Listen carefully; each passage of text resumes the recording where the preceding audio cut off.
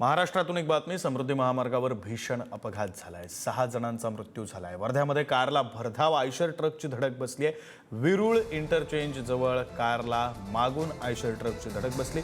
धडकेनंतर car truck खाली चिरडली। नंतर ट्रकला आग लागली।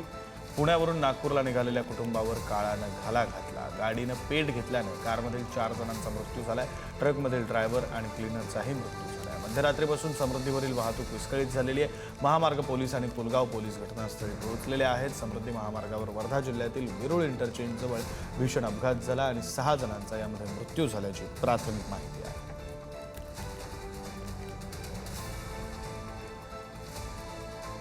आपले प्रतिनिधी पंकज गादगे आपल्यासोबत फोन लाईनवरून जोडले गेलेले आहेत। सविस्तर तपशील देतील पंकज।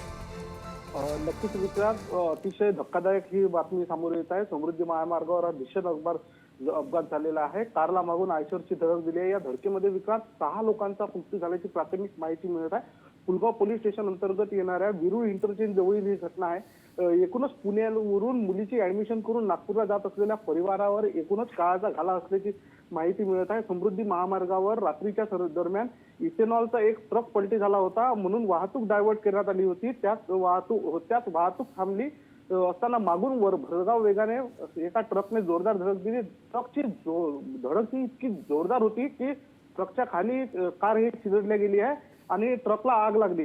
एकूणच मिरची घेऊन गेलेला हा ट्रक असल्याची माहिती मिळत आहे आणि त्यामुळे हा मोठा अपघात झालेला आहे। महामार्ग पोलिसांनी पुलगाव येथे घटनास्थळी पुलगाव येथे या डेड बॉड्या आणल्याची माहिती मिळत आहे। एकूण वाहतूक सुरू करण्याचा प्रयत्न आहे। मृतांना पुलगावच्या दवाखान्यात आणण्याची माहिती मिळत आहे। विक्रांत, धन्यवाद पंकज दिलेल्या सविस्तर माहितीसाठी।